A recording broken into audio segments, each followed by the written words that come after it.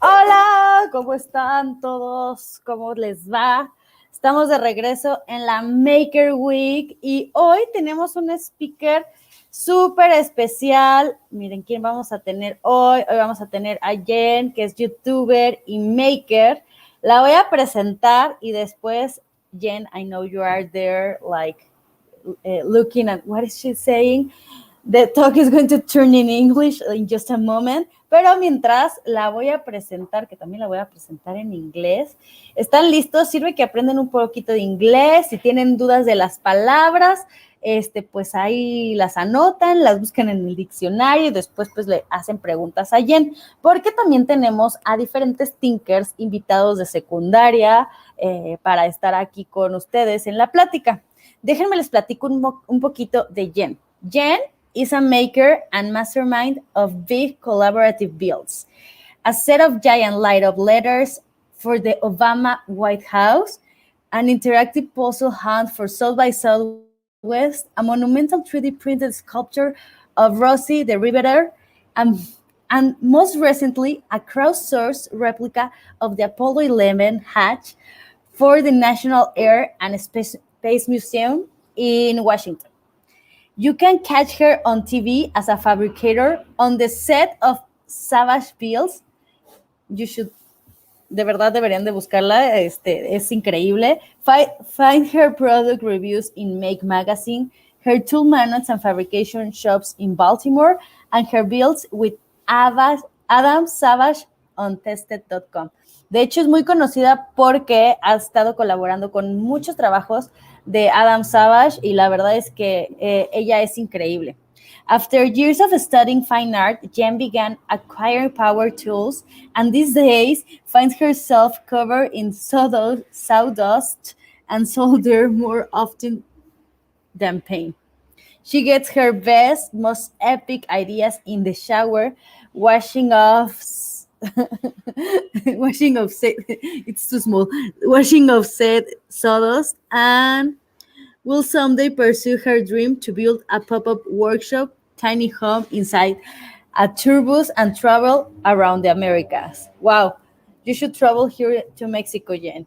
The next time you're doing your tourbus, you should travel in the Americas. Sorry if I didn't pronounce something in a in the good way, but I was reading these really small letters.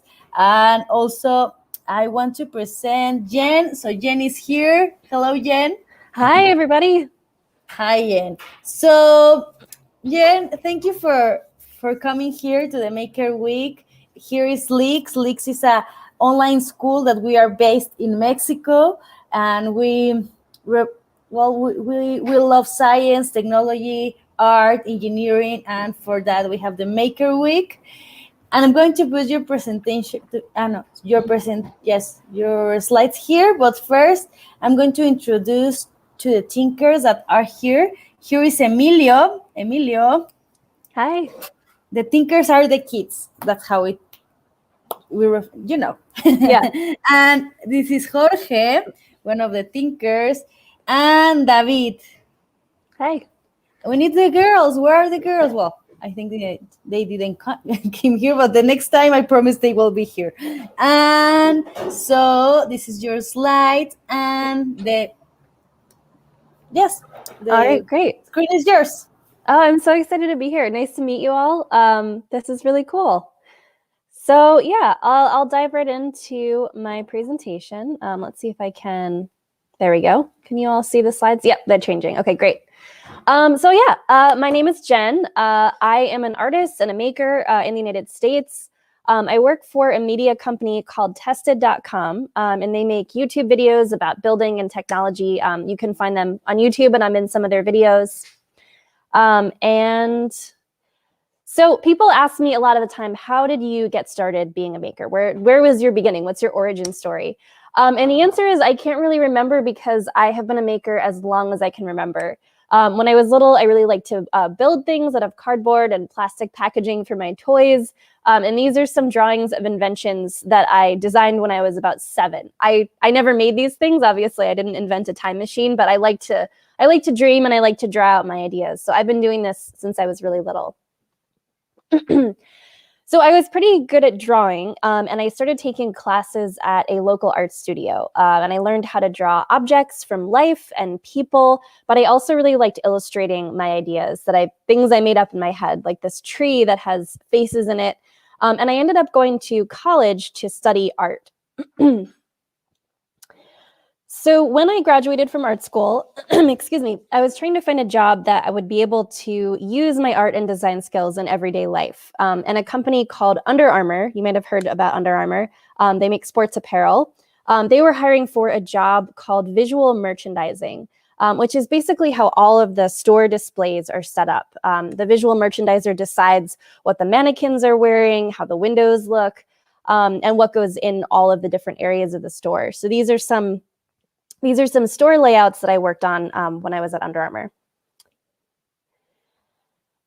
So after that, I kind of realized that the corporate world didn't allow me to have a lot of creativity. I wasn't having that much fun making stuff for the stores.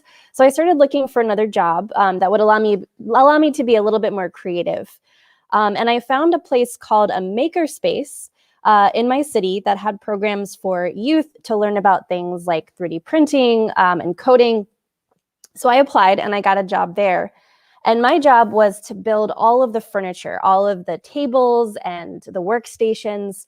So these are some carts that I designed for the makerspace, and I built these out of 2x4s and pegboard and some vinyl cut tool outlines.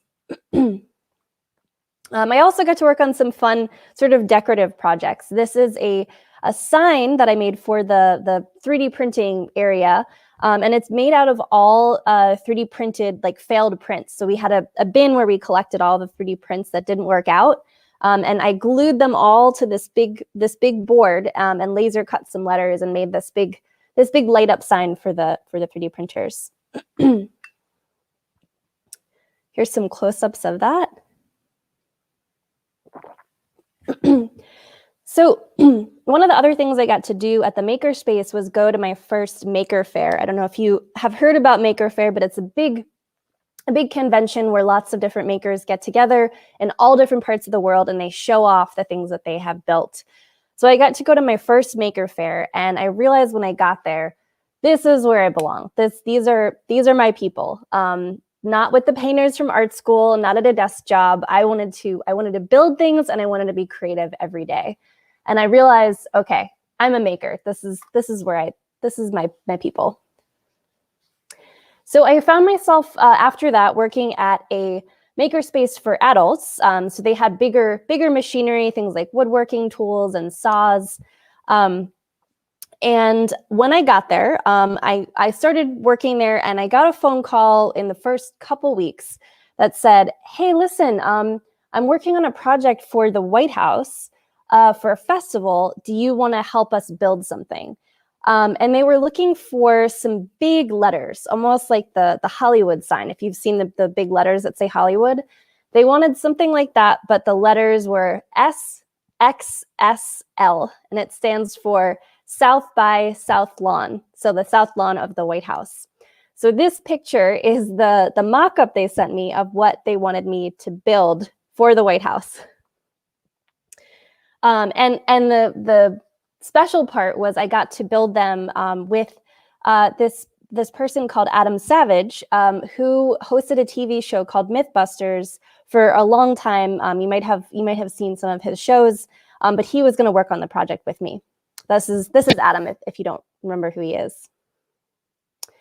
So I started off right away by sketching out the assembly plan. So I figured out all of the dimensions. I figured out having a stand on the back that would help support the letters. And this is the beginning of the fabrication.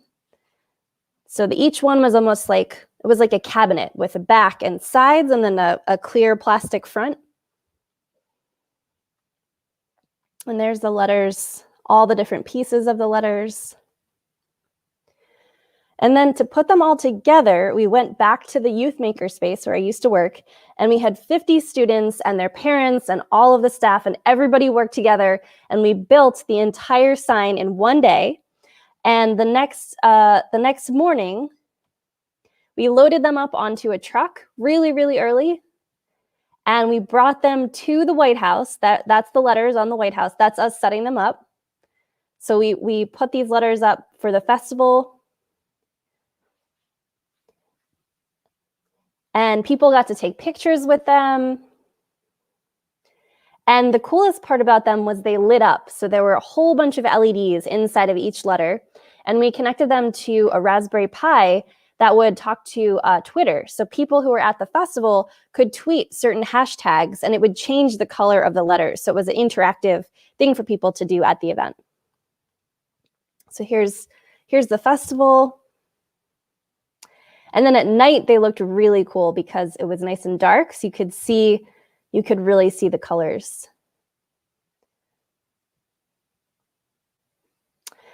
All right, so the next project that I got to work on is with a group called We the Builders.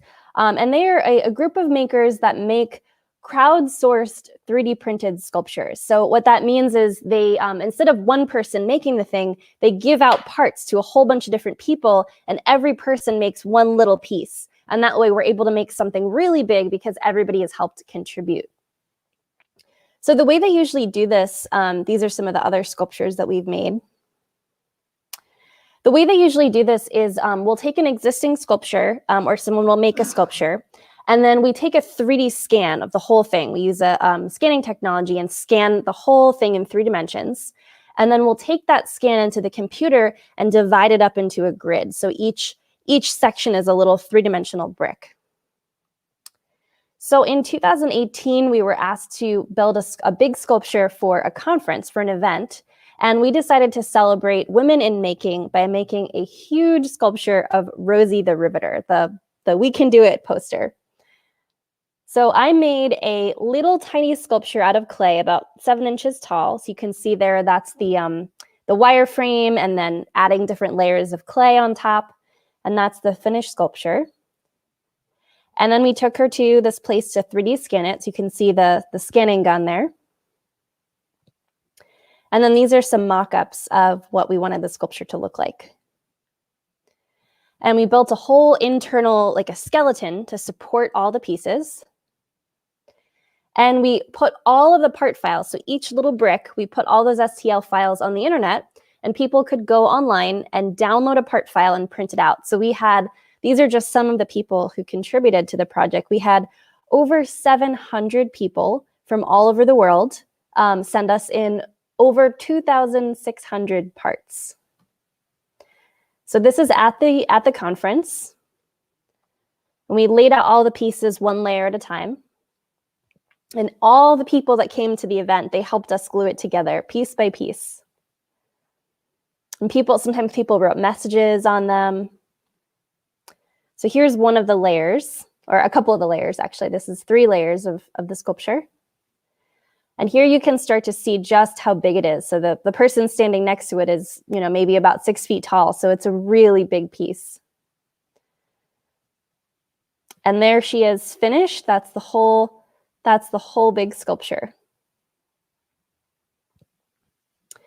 So the next project I got to work on was for the 50th anniversary of the moon landing. So the first time human beings ever set foot on the moon was in July of 1969. So in 2019, the whole world was celebrating the 50th anniversary of that event. So the National Air and Space Museum here in the US, which is based in Washington, D.C., they asked if we could make some type of project that would happen during the 50th anniversary celebration to interact with people at the event, to get people excited, to get people involved. So we decided to take a piece of the space shuttle and recreate it, to remake it ourselves. So the Smithsonian Museum did a similar 3D scanning process to the one we did for the Rosie sculpture. So they take a camera and they take pictures of every surface and everything in 3D, and they create a digital model of it. So what you're looking at here is a 3D scan of just the door, just the little door. It's like the size of a car door that would get in and out of the spaceship. And they took this 3D scan. This is the actual door. That's what it looks like. So it's a very complicated piece of machinery. There's lots of levers and knobs and dials and latches. And we worked with an engineer, so an engineering student named Andrew. And he took those 3D scans and then he took them into a CAD program, computer-aided design, and he modeled every little piece of the whole machinery, every gear, every screw, every single piece. He modeled it in 3 dimensions. And this is his finished model of the whole door. That's a rendering of it. And then the coolest part about this was we took each of those different parts of the machinery and we sent them out to different makers all over the country. So they would get a file that says, here's a latch. Recreate this latch in the same size in any way that you want. So some people 3D printed it, some people carved it out of wood, some people machined it out of metal. So we had all different pieces. Some of them were students, so a teacher would work on it with their class. So here's all different pieces of the hatch.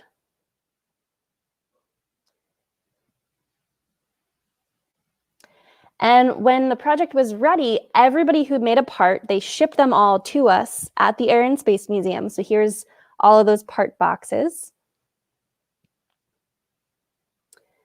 And then we unboxed everything and we had a big room full of people, about 200 people, and we were on stage in the middle of the room.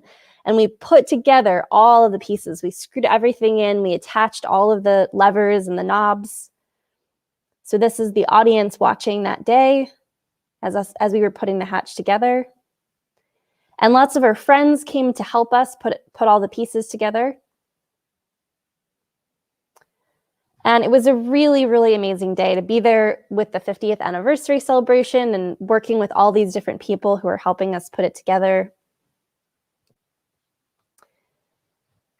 And this is the piece in the Smithsonian Air and Space Museum. So you can see Behind it, there's some spaceships and some rockets, and there's our hatch in the museum that we made.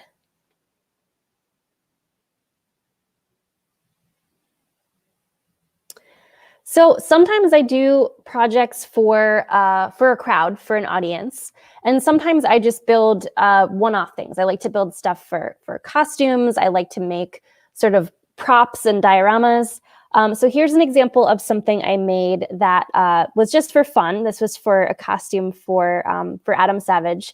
And this is all fake. This food is all made out of foam. So we took big blocks of foam that would be like inside of a couch cushion, and we carved it and painted it and shaped it to make it look like food.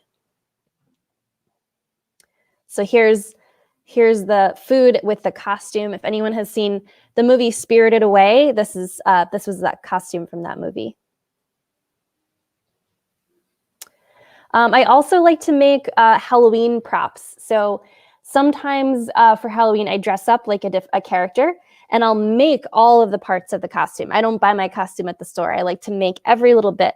So if anyone has seen Teenage Mutant Ninja Turtles, I don't know if anyone has ever seen that, but I watched that when I was growing up. So this is a canister of this green ooze that's part of that story. So here's all the props that I made, and I dressed up as April O'Neil, who's a news reporter in that show.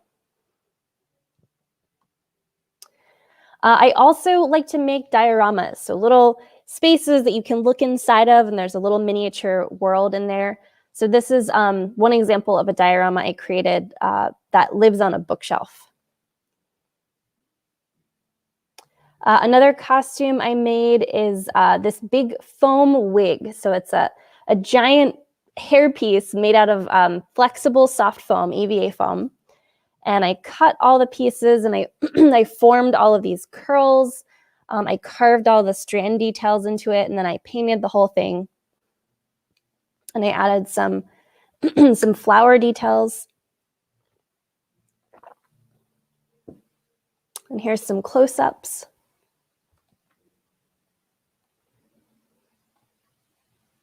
And this is my studio. So this is, excuse me, this is the space that I'm in right now, actually. This is at my home shop. And it's a work in progress, but I keep, I'll get people to lend me tools, or if someone's getting rid of a tool, I usually will take them up on adapting it. So this is my space where all the magic happens. And I do really like working by myself, but I enjoy, more than anything, I enjoy working with other people. I think that's the part about making that is the most appealing to me. It's either building the thing and then taking it to a maker fair, or wearing it out for Halloween and sharing it with other people, or actually building the thing with a whole group. That's the part that's the most enjoyable, the most exciting to me. So yeah, that's the overview of what I do. I hope that you've got some inspiration for different projects. I'm happy to answer any questions that you have. And yeah, just would love to chat with you about what kind of stuff you're working on. You can find me online on social media. I have an Instagram and a Twitter, and also on my website, so you can check those out. But yeah, so we'll open it up for questions. Jen, wow, your work, I know your work is amazing. Thank you. It's you maybe you don't know like what's the big yes, what is this? Basically in Washington, let me explain you. There's one of the biggest museums in US, or the biggest museum in US is the Smithsonian. I actually have the mug right here. Yeah, the Smithsonian. So yeah, it's a really big science museum. It's an amazing museum, and there they have this amazing piece that you are watching in the screen. So now is your turn to make some questions, so Jen can answer. So are you ready? ¿Sí? ¿Sí están listos? Los que están, I'm going to speak a little bit in Spanish. Los que están escribiendo comentarios, si les da pena o algo, yo se los puedo traducir. I can translate everything, lo que quieran. Déjenme les cuento que estas piezas que hizo, las hizo con Adam Savage. Adam Savage es el fundador, no sé si han escuchado de Mythbusters, y ella también ha trabajado muchísimo con él, trabaja con él en Tested, y además ha hecho esto para museos tan grandes como el Smithsonian. Esta pieza que tiene aquí lo hizo en el Smithsonian, para el Smithsonian, que es uno de los museos más grandes, yo creo que de ciencia del mundo, y de México, de Estados Unidos, y pues está en Washington. Entonces, de verdad aprovechen el tiempo, porque tenemos ahorita mucho tiempo para hablar con ella, y pues ahora sí las voy a dejar para que empiecen las preguntas. The questions start. Oh, Who wants to start? Dan is saying that all your projects looks amazing. Oh, thank you. Thank you very much. Who wants to raise a hand to ask something? Emilio, yo sé que tú. Vas, Emilio. Okay. How long did you take doing the door for the Space Museum? How long did it take? Well, we started the project in advance, like about a couple months in advance. They told us they wanted us to build it. So there was a lot of planning and research that went in beforehand. So months of planning. The engineer took about a month or two to take all those 3D scans and reverse engineer them to make each part. So he took about 1 to 2 months. And then we sent all those files out to the makers, and they had another month to make their part. So if they were going to make one gear or one latch, they all had a month to work on that. And then they sent them all to the museum, and we built it on stage in one day. All in one day. We put the whole thing together in front of everybody watching. So we were really nervous about it, but we pulled it up. It took maybe 7 hours altogether. But the whole project was a very long, lots of planning and organizing, and then all the assembly happened that one day. Good question. Thank you, Jen. Fernanda, do you want to say something? Yes. What inspires you for your work? Oh, wow. A lot of other artists inspire me. That's mostly my inspiration. I look at so many different people's work online, on Instagram, on YouTube. I like to follow people that inspire me. So all of my social media feeds is all artists that I love looking at what they do. Nature also inspires me a lot. I like to look at nature and see how beautiful things are, and how I can, like with the wig, for example, it's like, how can I make something that looks natural out of this material that looks, it looks like hair, it looks like water, it's like very organic. So yeah, I just look at so much imagery all the time, and that's most of my inspiration. Also, really good question. Thank you, Jen. So we have a question from the public. Giovanna is saying that it's amazing everything you have done. You are a great inspiration. But what's the reason you are why you are what? The reason that you start creating? I think why did you start creating? I think I understand. Why do I make things? What's my reason? It's hard to describe. It's usually I want to make something that is missing from the world. So sometimes I want to make a piece of furniture, and I go look and I see if I can find something I like in the store, but it's not exactly what I want. So I'm like, I'll just make my own. It's really, for me, it's about building the environment that I want to see, the environment that I want to live in. So if I want to have this really cool wig, or this, I want to see a piece in a museum, like I will make it because it's something that I think I can give to the world, something that I want to see and that other people might appreciate. So I think that's my why. That's amazing. I think it's an amazing why. Now it's your turn, David. And then Jorge. Sí, tú, David. What would you say to the boys of today to inspire them to be a maker? To the youth of today? Hmm? Oh, wow. I would say learn everything you can. And there's so many different disciplines within making. I mean, you could be an artist, you could be a sculptor, you could be a computer programmer, you could be an engineer. There's so many different things. Try out everything. Even if you think, oh, I don't really like math, or oh, I don't really like art, like just try it, just taste it and see, because you never know what you will be inspired by, or what you'll be good at. Even sometimes you try a new skill and you're like, wow, I'm really good at this. I didn't think I would be good at coding, but look at that, I'm really great at coding. So yeah, try to learn any type of experience. If there is someone you know that has information about something, like if you know somebody who is a woodworker, like spend time with them, ask them questions, ask if you can help them in their shop, because you will learn so much from spending time with people that work in the fields you're interested in.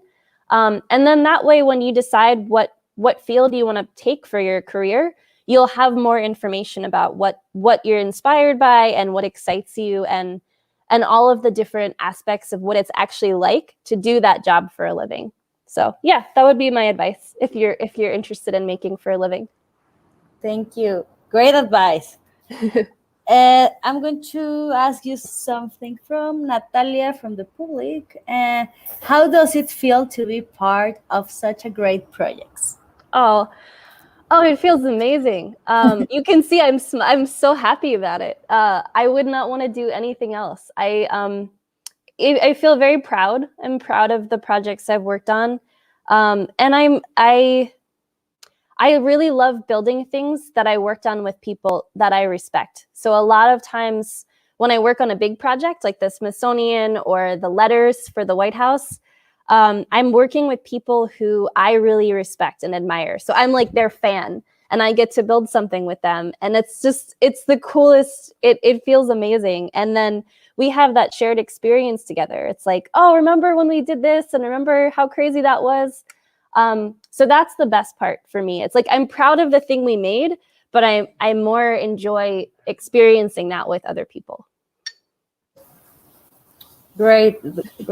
Now, Jorge, it's your turn, finally. My question is, what project do you like the most? Ooh, that's so hard to it's so hard to decide.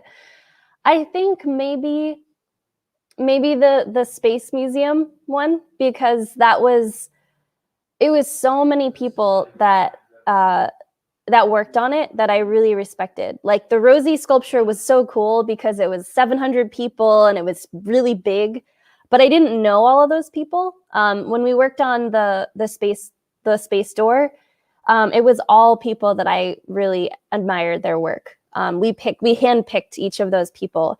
And having a piece in the museum, like in the archive, in the National Archive, is like, I feel so proud of that. So I think that's my favorite one.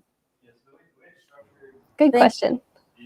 Yes, good question. It's difficult, I think, to choose one. And I have a question for you. No, it's not from the public, but a question. Do you feel that no. What do you do when you create something and you have like this time that is frustrating and you don't know what to do? What are your recommendations? Because I know that some of us, we are making and building, and sometimes we fail over and over again. What do you recommend?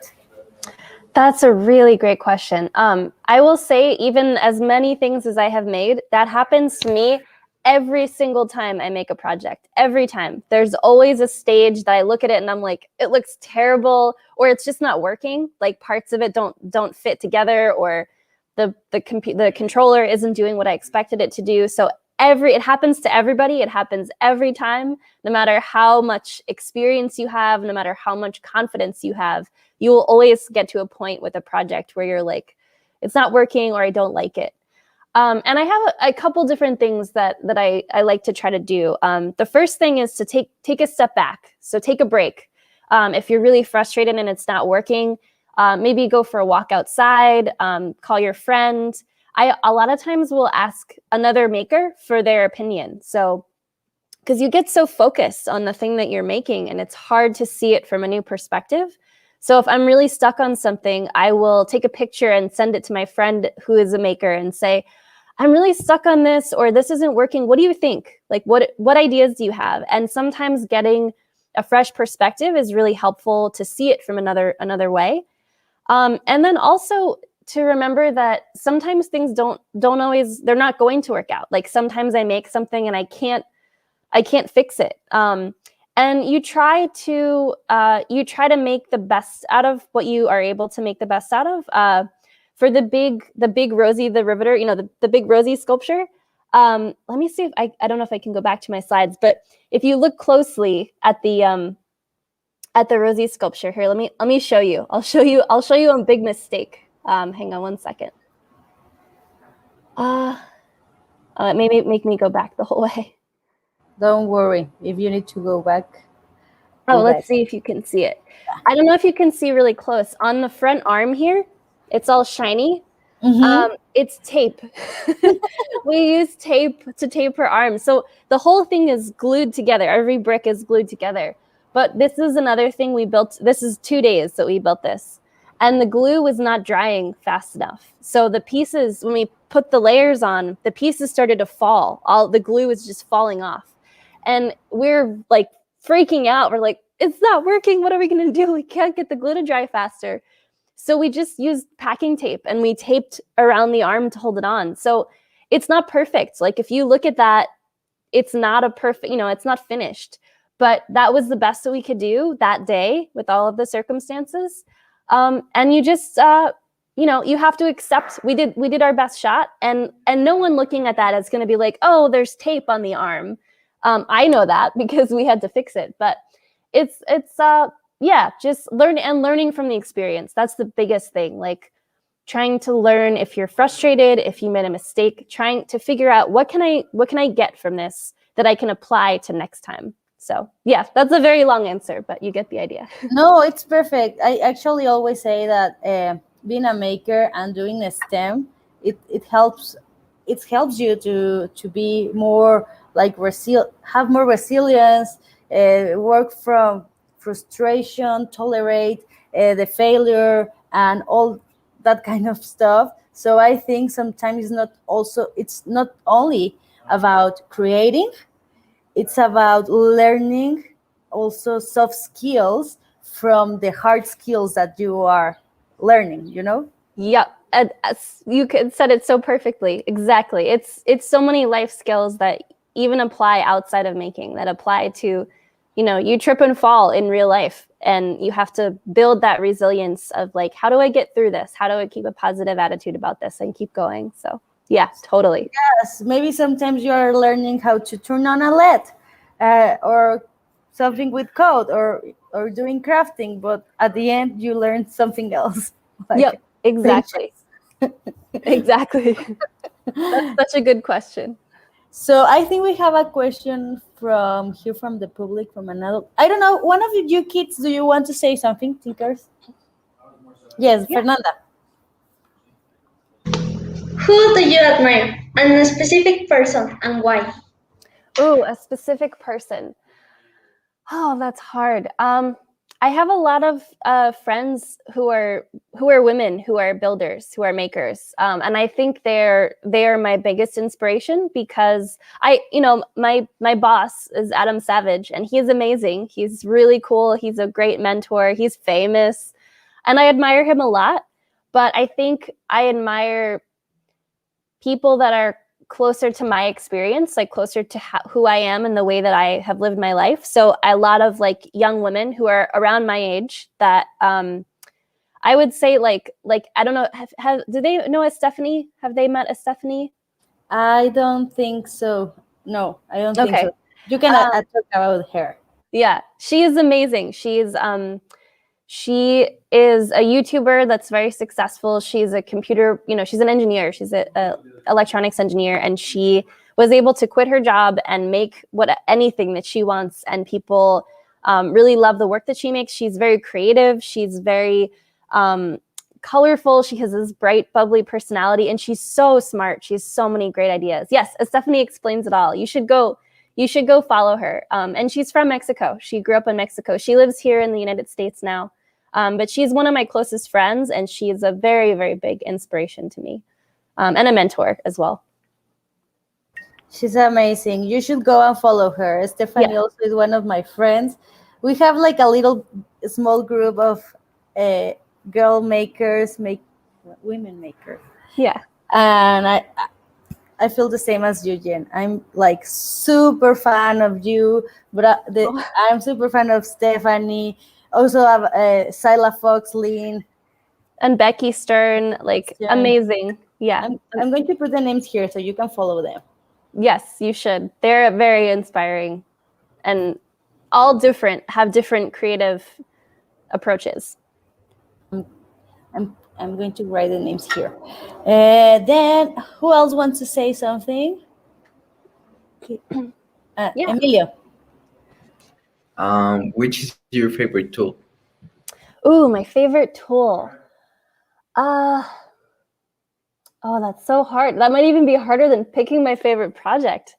I will say right behind me, literally right behind my laptop, I have 3 chop saws. Here, I'll turn it around. I'll show you. I have 3 of them, so I must like them a lot. This is 1, 2, 3.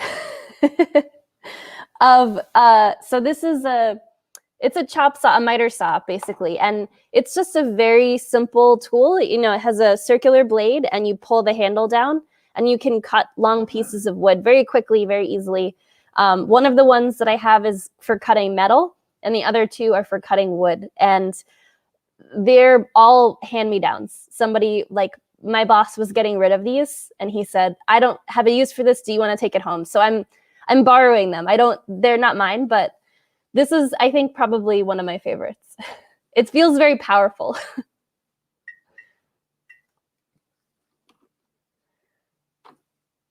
Do any of you have favorite tools? What types of tools do you work with that you like? And it could be anything, even if it's like a craft tool.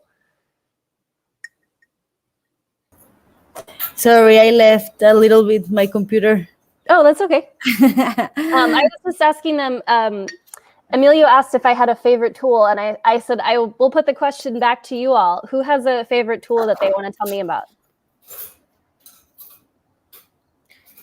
Fernanda, you have a tool? I know Emilio has a lot of tools that he's a little bit shy, but he makes amazing stuff. So, Emilio, what's your favorite tool? Yeah, tell me. Okay, knowing that it's a very basic tool, I love the silicone, the gun of silicone. Let me show you. Yeah. Like Emilio, a cock gun? This Yes, yeah. What's That's the my name? second favorite. You can show you the project that you hear made. so well. You can hear me? You can show Yes, show no. her? No? You can hear me? You hear me? I can hear you. Emilio, can you I show can. the project that you make for the domo, the geodesic dome? Oh, Amazing project. I can. You have the video there, you can share. Well, you are looking for that. I haven't the video, but I have my photos. Okay. Oh yeah, I would love to see. Yes, and David and Jorge and Fernanda, what are your favorite tools? Do you have favorite tools?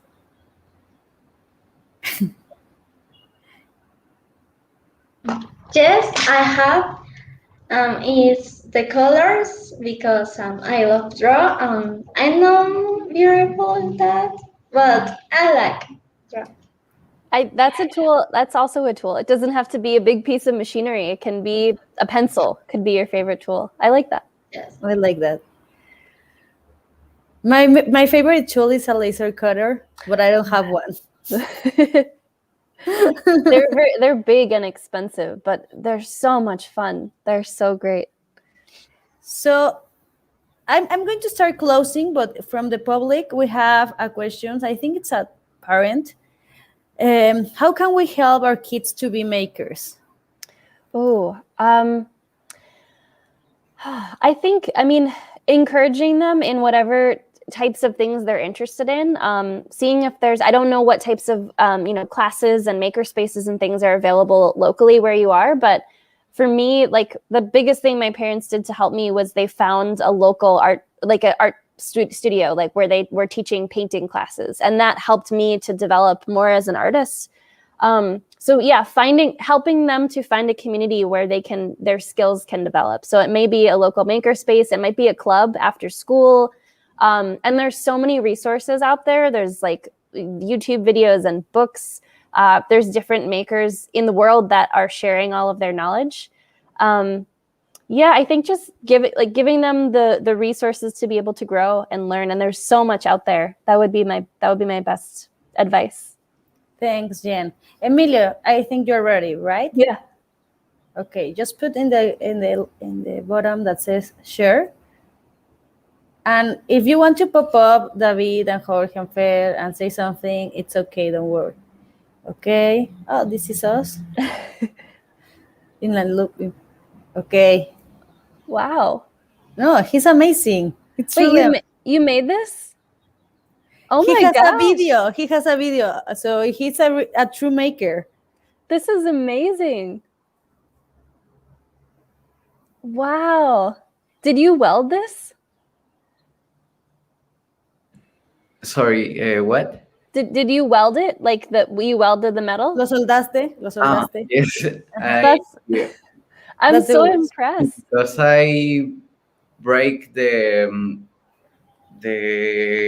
screw and I should hit him with a hammer and with a lot of heat. That's so cool. And like that, he has made a lot of projects. Like amazing. I'm very impressed. I'm very impressed. Keep making stuff. Don't even if you do something else for your job when you graduate, like from school, keep being creative because you're very talented. And also what I recommend all the time for him is that he should like upload all these videos, that because he had created a lot of amazing videos. So also if your parents let you, because now you're under you are a minor, but then you can upload it if your parents let you. You have amazing videos. So everyone that is here and create stuff, you should, like, I embrace you to upload it on the internet. Yeah, share your work because that's how you build community. Most of the people that are my community, I don't actually live near them. We all connect online. We know each other through the web, through YouTube, through Instagram. So it's important to build. You can make your own projects, but it's important to build community, and you learn from each other and you network. And yeah, that's a big piece of it. Thank you. I have a question. Yeah. Who or what inspired you to create new things?